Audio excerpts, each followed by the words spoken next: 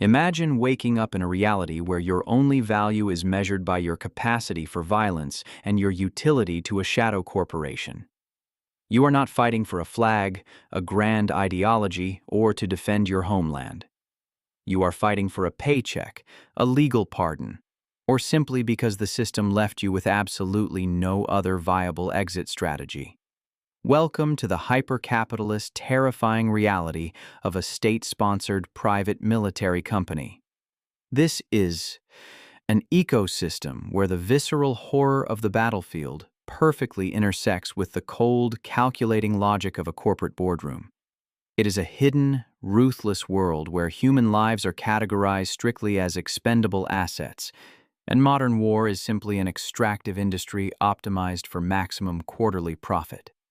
What does it actually take to survive this unforgiving meat grinder and climb the blood-stained corporate ladder to the absolute apex of a global shadow empire? Your journey begins at the absolute bottom of the hierarchy, in the dirt and the deafening noise. You are the desperate recruit, suffocating under financial debt, looking to escape the crushing reality of a dead-end civilian life. Or perhaps you are a convict offered a Faustian bargain. Survive 6 months in hostile combat environments, and your record is wiped clean. You sign a contract that effectively signs away your human rights. You are handed basic, heavy, outdated gear, a weapon that has likely seen 3 previous wars, and you are thrust immediately into the vanguard. Your training is brutally short, designed not to make you a lethal tactical operator, but merely to weed out those whose minds will break immediately under heavy artillery fire. At this initial stage, your psychological state is pure, unadulterated terror mixed with a primal survival instinct. You are sent into heavily fortified zones, effectively acting as human tripwires to expose hidden enemy positions. The casualty rate at your level is astronomical, and it is entirely intentional. The company expects you to perish. Your death has already been factored into their operational budget. Camaraderie is a luxury you cannot afford. The terrified man shivering next to you is not your brother in arms. He is just another temporary variable in a highly lethal equation. If you somehow survive those initial months, your psychology undergoes a dark and permanent mutation. You evolve into the hardened assault infantry. The initial paralyzing terror burns away, completely replaced by a cold, numbing fatalism. You have seen the absolute worst of human destruction, and it has completely normalized in your mind. You receive slightly better equipment, quietly scavenged from those who did not make it back. The corporate algorithms recognize that you are no longer just cannon fodder. You have proven a baseline of lethality and immense psychological resilience. You are now integrated into dedicated assault detachments, tasked with taking heavily defended ground rather than simply dying on it. The psychological toll here is profound and deeply isolating. You begin to suffer from a massive detachment from your former civilian self. The concept of a normal life, like paying bills or going to a 9-to-5 job, feels like a bizarre hallucination. The only reality that makes sense now is the trench, the noise, and the next physical objective. You view arriving waves of new recruits with a chilling mix of pity and disdain, knowing with mathematical certainty that most will be gone by Sunday. Having proven your ruthless efficiency, you are elevated to a squad commander. This is your first taste of actual authority within the shadow hierarchy, and it comes with a terrible, soul-crushing burden. You are no longer just responsible for keeping yourself alive. You are explicitly tasked with executing corporate objectives using the disposable human assets assigned to you. Your psychology rapidly shifts from pure survival to brutal, uncompromising management. You must enforce ironclad discipline among desperate, heavily armed, and highly unstable men. Hesitation on the battlefield is a deadly contagion, and you are expected to eradicate it instantly. If a terrified recruit refuses to advance into a barrage, you are the one who must make the lethal, summary example of them to keep the rest of the unit moving forward. You become the direct enforcer of the corporation's will.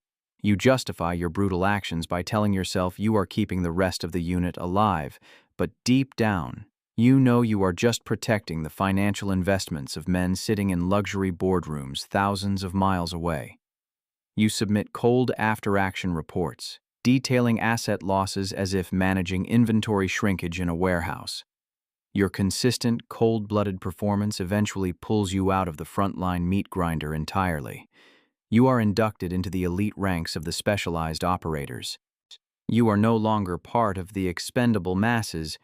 You are now considered a high-value corporate asset. You receive state-of-the-art tactical gear, advanced night vision optics, specialized weaponry, and elite training in deep reconnaissance and targeted elimination. Your operational theater shifts drastically. You are no longer fighting in static trench warfare. Instead, you are deployed globally, often to resource-rich, highly unstable regions in the global south. You might find yourself securing a highly lucrative gold mine in Central Africa, protecting a vital oil facility in the Middle East, or quietly training local rebel militias to overthrow a government hostile to your state's economic interests. Your psychology transitions into that of a highly paid, utterly detached professional. The ideological justifications for war vanish entirely. You understand with crystal clarity that your violence is a premium service rendered for maximum profit and strategic geopolitical leverage. You operate exclusively in the gray zones of international law, enjoying a terrifying level of operational impunity. You are the invisible scalpel. The extreme physical toll eventually catches up to your body, but your tactical mind is deemed far too valuable to lose. You transition from pulling the trigger to directing those who do, becoming a field operations commander. You operate from heavily fortified, air-conditioned command centers, staring at banks of screens displaying live drone feeds and thermal imaging. Your perspective zooms out from the bloody dirt to the broader topography of the entire regional conflict. The psychological shift at this level is one of absolute, chilling detachment. The screams of the dying and the chaotic radio chatter of a desperate firefight are reduced to blinking blue and red icons on a digital map. You order platoons to their deaths with the exact same emotional engagement as a day trader executing a high-risk stock transaction. Your primary concern is no longer personal survival, but logistical efficiency, resource management, and achieving the specific benchmarks handed down by the board of directors. You balance the financial cost of losing human assets against the geopolitical value of taking the target. You see the hidden hands guiding the conflicts, realizing these wars are exclusively about securing long-term resource extraction rights. Your deep understanding of broader operational bottlenecks elevates you into the dark, incredibly lucrative heart of the syndicate's logistics and procurement division. You become the grand facilitator. You are no longer dealing with infantry tactics. Your daily contacts are transnational smugglers, corrupt customs officials, and elite international arms dealers. The company requires a constant, massive influx of heavy weapons, drones, and encrypted technology, and it is your job to bypass the complex web of global sanctions to procure it. You operate in an invisible shadow economy that completely dwarfs the GDP of many nations. Your psychology becomes that of a ruthless transnational broker. You set up layers of untraceable shell companies, manipulate maritime shipping manifests to disguise cargo, and then launder billions of dollars through complex offshore financial networks. You witness the staggering hypocrisy of global politics firsthand, regularly purchasing components for advanced weaponry through shell corporations from the very nations that loudly condemn your organization on the world stage. You realize that global capitalism and global conflict are deeply, inextricably linked, and you are the vital artery connecting them. Business is booming, and the morality of your supply chain is utterly irrelevant. The company leadership realizes that controlling the narrative is just as vital as controlling physical territory. You are recruited into the elite information warfare division. Your new battlefield is the internet and global news networks. Your job is to manufacture public consent, sow domestic discord in enemy populations, and maintain the plausible deniability of your state sponsors. You orchestrate automated bot farms, create highly convincing fabricated news outlets, and strategically amplify extremist political voices to destabilize rival nations from within.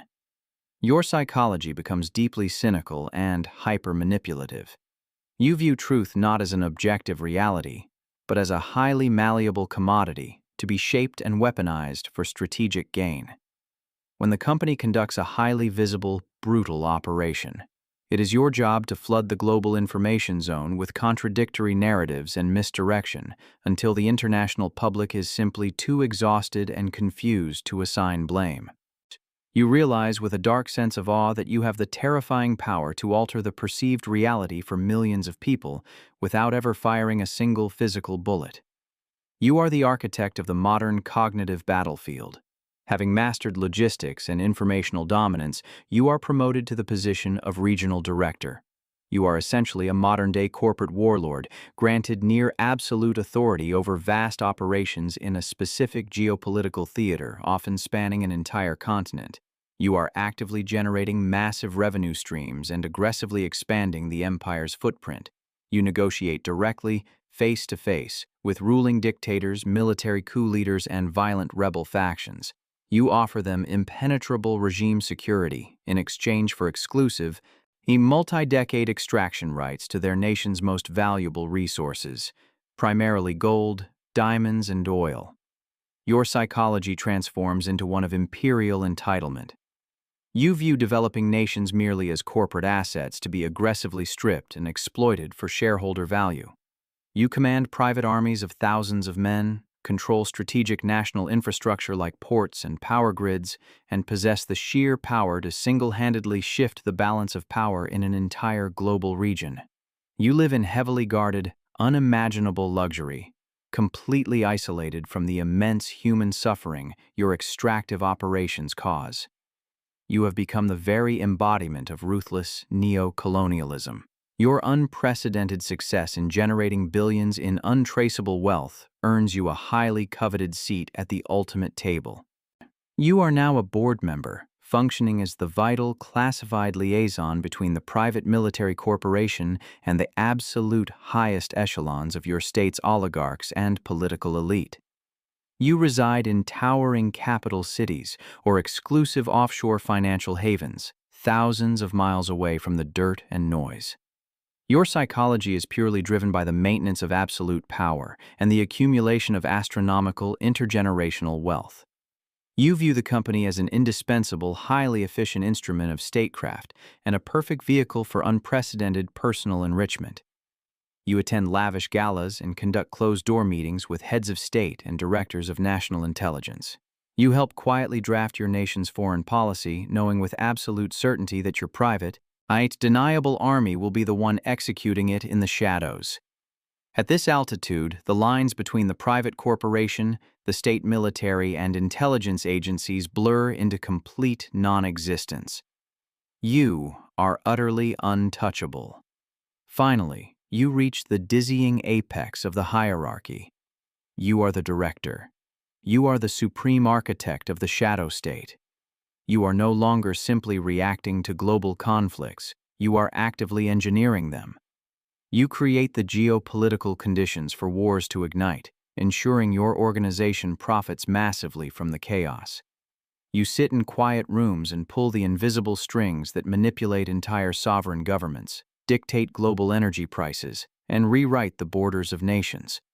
You view human history as a complex chessboard, controlling the pieces that move in the dark.